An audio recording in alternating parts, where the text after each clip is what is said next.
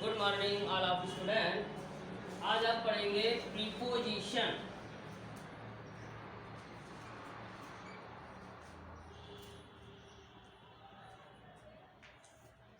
Preposition माने होता है संबंध सूचक अव्यय।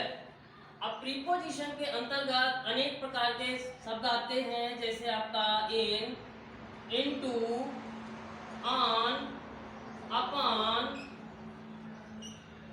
यहाँ पर इन और इनटू, इन दोनों को पहले अंतर समझिए। इन माने होता है में और इन माने होता है अंदर। इनटू माने भी होता है में या अंदर। अब इन दोनों शब्दों में अंतर है कि इन का प्रयोग कहाँ करते हैं और इनटू का प्रयोग कहाँ करते हैं।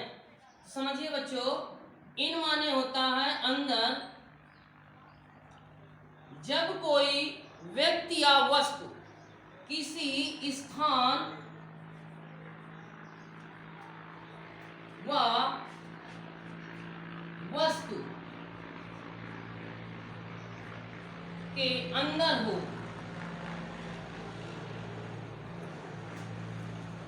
तो इनका प्रयोग करते हैं।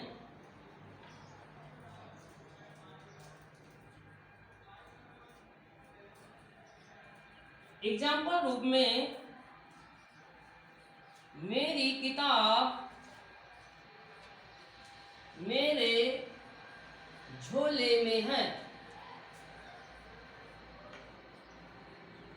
यहाँ पर देखिए, मेरी किताब स्थायी रूप से झोले के अंदर है। यहाँ पर ये मेरी किताब इस झोले के अंदर है। यहाँ पर जो में शब्द आया ये है आपका है प्रीपोजिशन। स्थायी रूप से इसकी ट्रांसलेशन बनाएंगे, my book is in my bag. अब देखिए प्यारे बच्चों, यहाँ पर जब कोई वस्तु या प्राणी स्थायी रूप में किसी के अंदर हो तो वहां पर प्रीपोजिशन इन का प्रयोग करते हैं। परंतु यदि कोई गति करके, यहाँ पर गति करके कोई व्यक्ति या प्राणी किसी स्थान के अंदर आए तो वहां पर इनटू का प्रयोग करते हैं। एग्जाम्पल,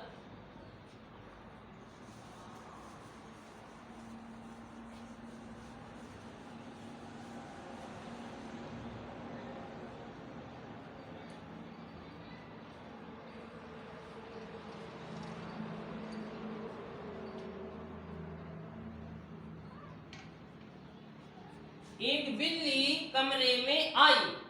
यहाँ पर बिल्ली एक नाउन है और ये गति करके कमरे के अंदर आ रही है। कमरे की सीमा, जब कोई व्यक्ति या प्राणी किसी सीमा के अंदर या स्थान के अंदर प्रवेश करती है तो प्रीपोजिशन वहां पर हम इनटू का प्रयोग करते हैं। जैसे यहाँ पर एक कैट आई, ये पास्ट इंडेफिनिट टेंस का वाक्य है तो कम का सेकंड फॉर्म केम। अब कहाँ आई? कमरे में आई, अर्थात ये बिल्ली गति करके आई तो यहाँ पर प्रीपोजिशन लगाएंगे इनटू द रूम। जैसे एक लड़का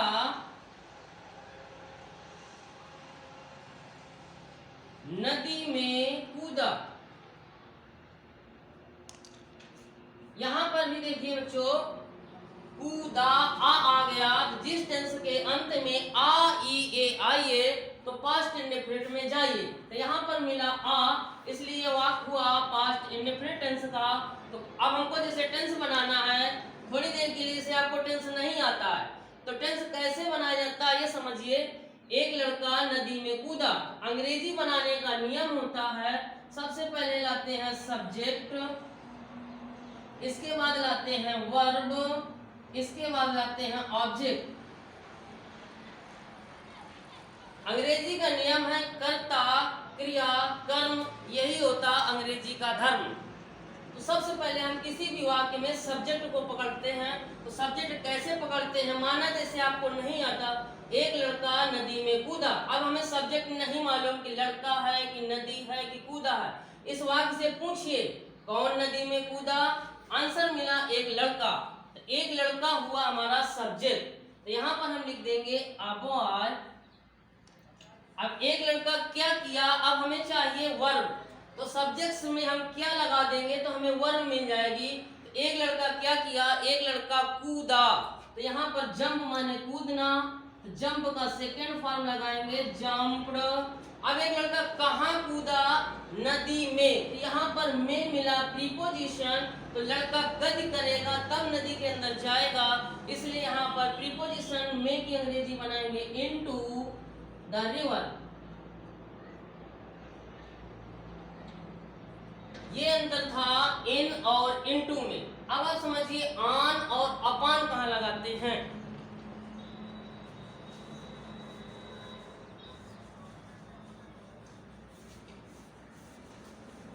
देखिए बच्चों, ऑन का अर्थ है पर और अपॉन का भी अर्थ होता है पर। ऑन माने पर ये लगता है जब कोई वस्तु या प्राणी स्थायी रूप में किसी के ऊपर हो, तो वहां पर प्रीपोजिशन ऑन लगाते हैं। अपॉन का प्रयोग करते हैं जब गति करके किसी व्यक्ति या वस्तु पर कोई व्यक्ति आए तो अपॉन का प्रयोग करते हैं।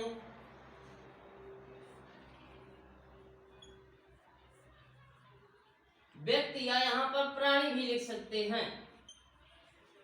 अब देखिए यहाँ पर ऑन और अपॉन, ऑन माने पर, अपॉन माने पर, ये दोनों का अर्थ होता है पर, लेकिन कहाँ हम ऑन लगाते हैं, कहाँ पर हम अपॉन लगाते हैं, यहाँ पर दोनों में अंतर है।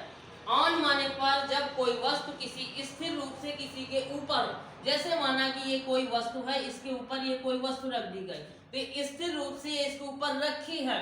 जैसे हमने कहा मेरा पेन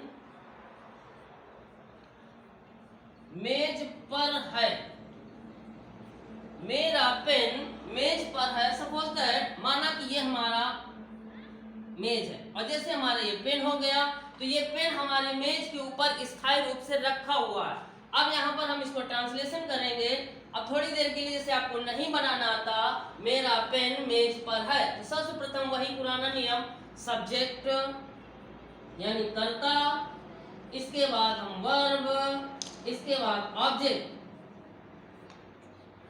जैसे माना कि बनाना नहीं आता आपको, मेरा पेन मेज पर है, इससे प्रश्न करो कौन मेज पर है, आंसर मिला मेरा पेन, माई पेन। अब माई पेन, मेरा पेन एक वचन है, सहायक क्रिया आपको मिली है की अंग्रेजी होती है इज। अब मेरा पेन कहाँ पर है, अब यहाँ पर मिला पर हुआ आपका प्रीपोजिशन। अब पर की दो स्पेलिंग होती हैं, ऑन और अपॉन। यहाँ पर आपको ध्यान देना है कि हम ऑन लगाएं कि अपॉन लगाएं। यहाँ पर पेन कोई गति नहीं कर रहा है, अर्थात ये स्थायी रूप से मेज पर रखा हुआ है, इसलिए प्रीपोजिशन लगाएंगे on. My pen is on the table. समझ में आया पहले बच्चों। इसके बाद जैसे हमारा आ गया अपॉन। अपॉन के लिए जैसे हमने यहाँ पर कह दिया एक कुत्ता बिल्ली पर कूदा, एक कुत्ता बिल्ली पर कूदा। तो यहाँ पर ये कुत्ता गति करके बिल्ली के ऊपर जा रहा है, यहाँ पर भी पर है और यहाँ पर भी पर है, लेकिन दोनों प्रीपोजिशन में आपका अंतर है। यहाँ पर जो पेन है स्थायी रूप से मेज के ऊपर रखा हुआ है, यहाँ पर कुत्ता गति करके बिल्ली के ऊपर जा रहा है। अब इसका ट्रांसलेशन बनेगा एक कुत्ता बिल्ली पर कूदा। लास्ट शब्द आप पकड़िए, यहाँ पर मिला द, इसलिए ये हुआ आपका पास्ट इंडेफिनिट टेंस का। पास्ट इंडेफिनिट टेंस का हुआ तो सर्वप्रथम आप सब्जेक्ट लाएं, क्योंकि अंग्रेजी बनाने का नियम है कर्ता क्रिया कर्म, यही होता है अंग्रेजी का धर्म। तो सबसे पहले हम इसको सब्जेक्ट लाएंगे। तो एक कुत्ता बिल्ली पर कूदा। अब हमको सब्जेक्ट छांटना है, इससे पूछे कौन बिल्ली पर कूदा, आंसर मिला एक कुत्ता। देखो साधारण भाषा में समझिए, एक कुत्ता, ए डॉग। अब हमें सब्जेक्ट तो मिल गया, अब हमको चाहिए वर्ब। अब वर्ब इससे हम पूछे सब्जेक्ट से, एक कुत्ता क्या किया, एक कुत्ता कूदा। तो कूदा पास्ट इंडेफिनिट टेंस में हुआ। पास्ट इंडेफिनिट टेंस का सेकंड फॉर्म जंप मींस कूदना, जंप का सेकंड फॉर्म लगाएंगे जंप्ड। अब आया प्रीपोजिशन। अब प्रीपोजिशन के लिए हम दो स्पेलिंग बताया, ऑन और अपॉन। अब यहाँ पर आपको ध्यान देना है, बिल्ली पर कूदा अर्थात तो गद करके उसके ऊपर कूदा, इसलिए प्रीपोजिशन लगेगा यहाँ पर अपॉन, जंप अपॉन। अब किस पर कूदा, बिल्ली पर, jump upon the cat.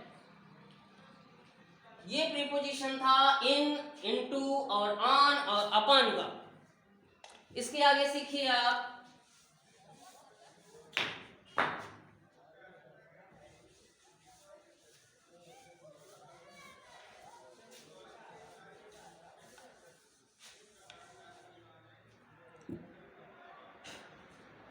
preposition by, preposition with, preposition from, preposition of। इन सब का अर्थ होता है प्यारे बच्चों से।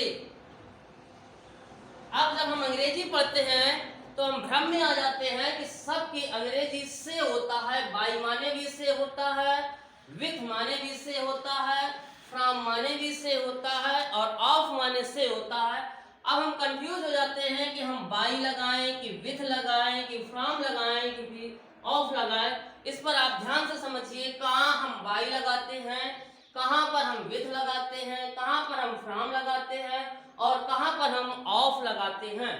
प्यारे बच्चों समझिए, जब कहीं किसी साधन का प्रयोग किया जाए, बहुत साधारण सी ट्रिक है, साधन। अब साधन में आपकी जो भी साधन, यातायात के साधन है, साइकिल है, बस है, कार है, रेलगाड़ी है, एरोप्लेन है, कोई भी जब साधन के माध्यम से हम एक स्थान से दूसरे स्थान तक जाते हैं तो प्रीपोजिशन बाय लगाते हैं।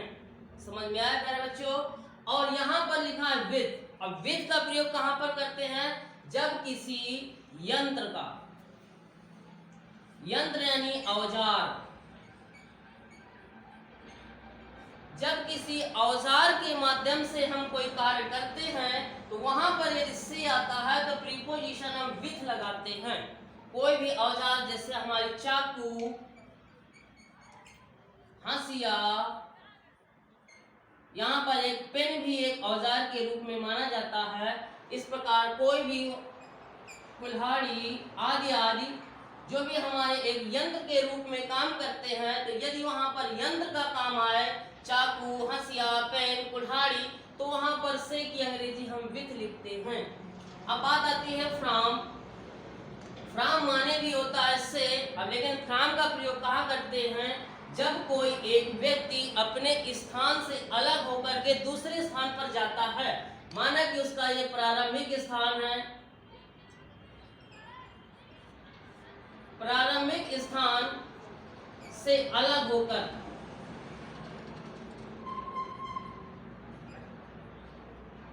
समतल स्थिति में, समतल स्थिति में दूसरे स्थान पर, दूसरे स्थान पर जाता है तो वहां पर से की अंग्रेजी हम फ्रॉम लिखते हैं। जैसे माना कि एग्जाम्पल रूप में हम कहते हैं कि मोहन घर से स्कूल आता है, तो घर उसका प्रारंभिक स्थान है, तो प्रारंभिक स्थान वो छोड़ देता है और स्कूल आ जाता है। तो स्कूल और घर दोनों समतल स्थिति पर हैं।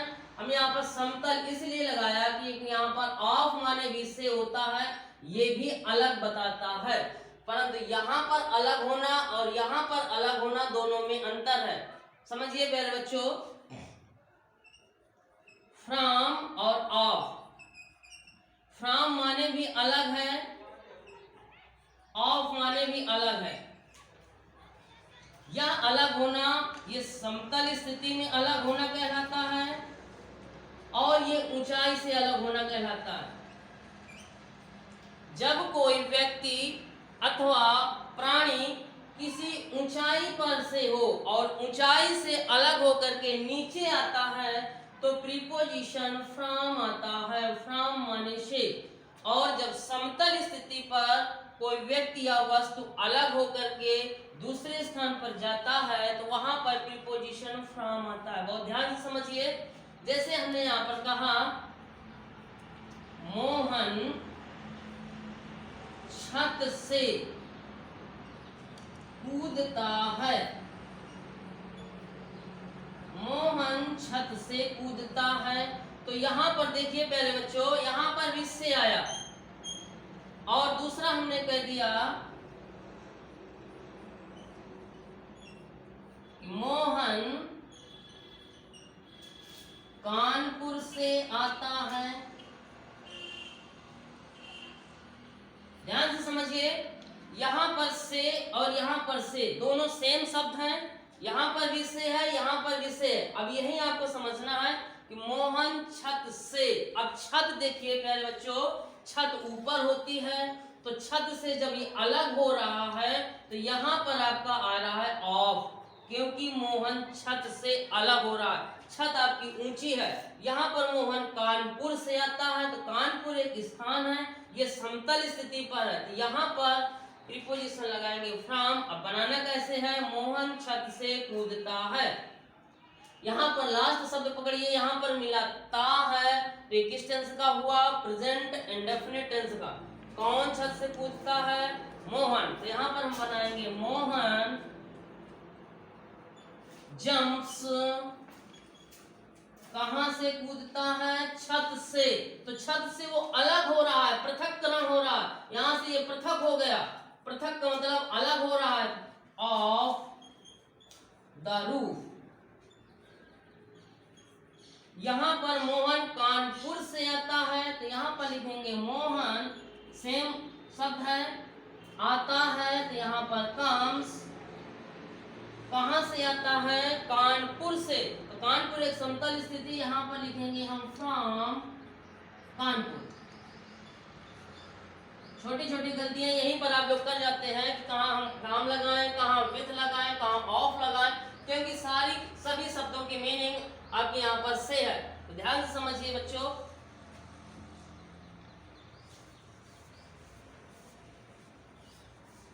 अब एक ही शब्द में डबल प्रीपोजिशन समझिए। जैसे हमने यहाँ पर कहा राधा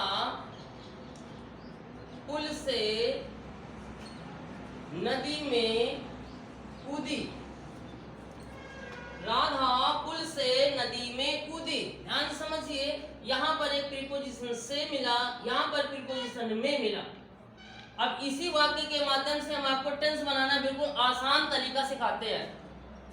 कैसे आप टेंस को बिल्कुल सरल तरीका से बनाएं। जैसे माना कि ये सेंटेंस है। अब जिन बच्चों को सेंटेंस बनाना नहीं आता है तो जब भी हम अंग्रेजी बनाते हैं तो दो तरीके से बनाते हैं, एक ऐसे चलता है और एक ऐसे चलता है। अब इसका नियम क्या है समझिए प्यारे बच्चों। जैसे माना कि आपको अंग्रेजी बनाना नहीं आता तो सबसे पहले वाक्य को पीछे से पढ़ना चालू करो।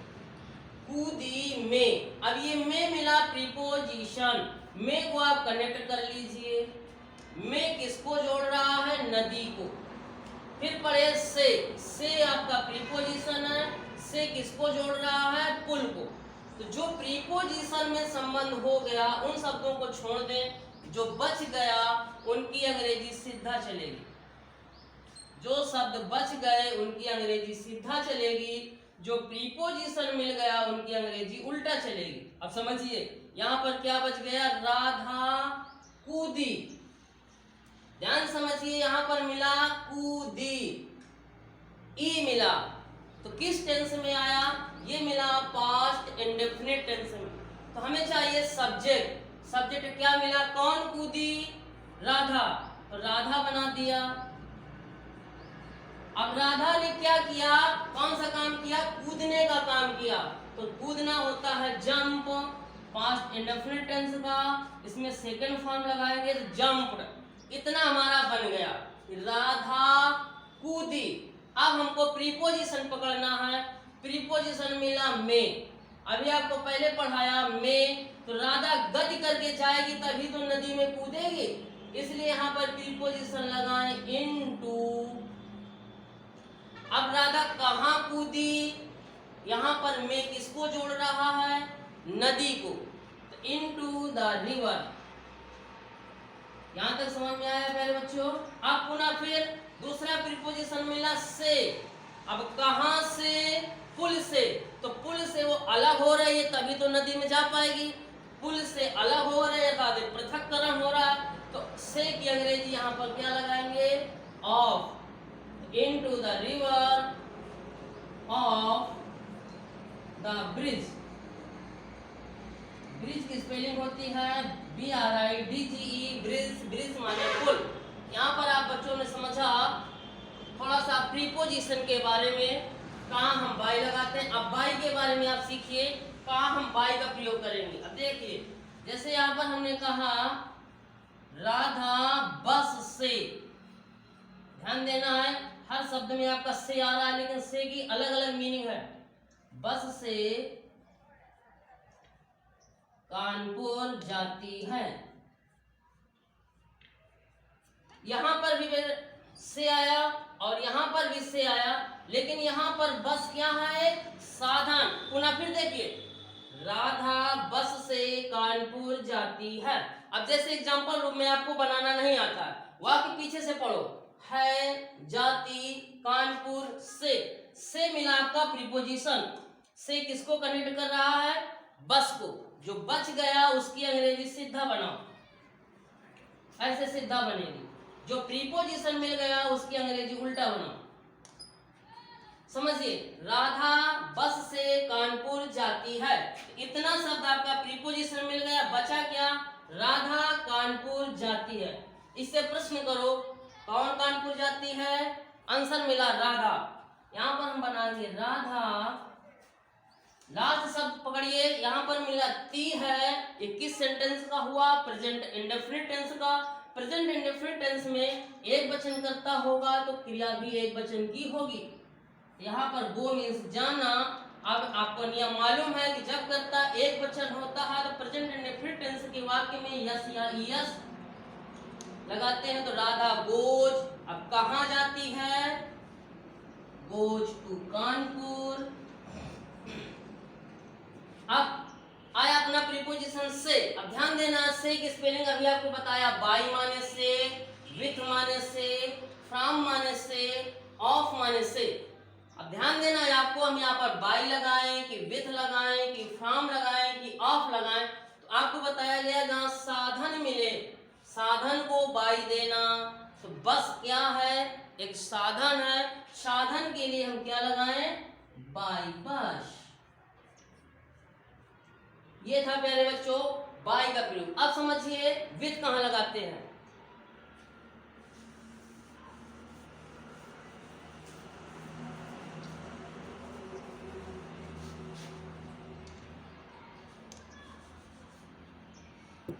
विथ अभी आपको बताया गया था कोई यंत्र हो, माना कि हमने यहां पर लिखा मोहन चाकू से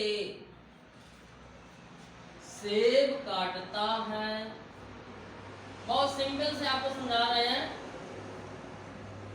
बिल्कुल जीरो लेवल का बच्चा भी इसको समझ जाएगा कि मोहन चाकू से सेब काटता है।